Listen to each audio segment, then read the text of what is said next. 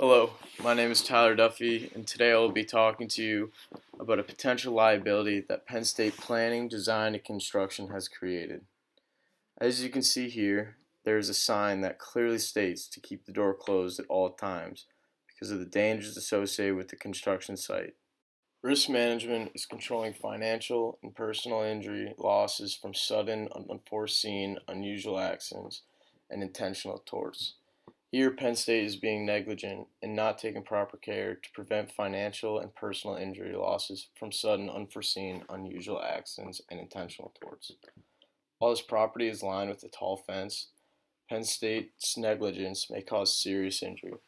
Hypothetically, a Penn State student could walk into this construction site and be seriously hurt. I will incorporate the risk management process as a tool for decreasing potential liabilities. The risk that I encountered was public liability caused by negligence.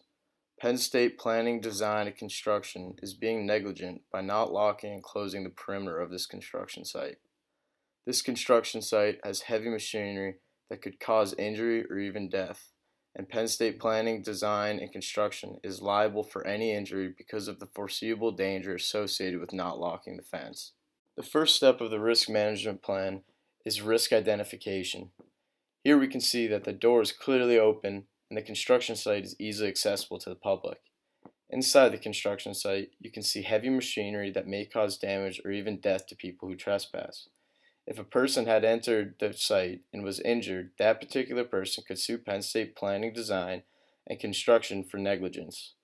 To identify this risk before any injury, I would schedule proper examinations so careless acts like this can be prevented. The next step in the risk management plan is risk evaluation. The two primary elements in risk evaluation are frequency and severity. This construction site is just west of the business building and there is frequent traffic that passes by this site. So there is a constant risk of students entering the construction site. Not only that, but if a student decided to enter into the site, the consequences may be very severe. There is heavy machinery, nails, holes, and trucks that can potentially cause severe injury or death. After we evaluate the risk, we must implement risk treatment. In this case, there is no reason to close the site because we can take simple steps to decrease the risk of injury. So for this particular site, I would implement reduction, which is developing a plan to contain and reduce the effects of the risk. We can simply develop closing procedures where supervisors go through steps at the end of the day to ensure there is no risk to the public. Constant facility examinations would also ensure that these steps are being followed each day. In this situation, the gate should be closed and locked at the end of each day. Lastly, we must implement the plan. First, I would hire or select a risk manager and committee. This may be simply a supervisor to analyze risks of the site on a daily basis. I would also provide the manager committee with authority so they have ability to analyze the risk and take action to eliminate any negligence. It is also very important to communicate this management plan to other employees so they do not become careless and stray from the process.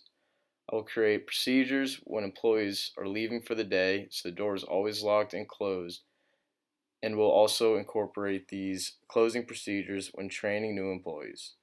Lastly, employees will be given operation manuals where these procedures will be stated, and if they are not followed accordingly, they will be subject to termination.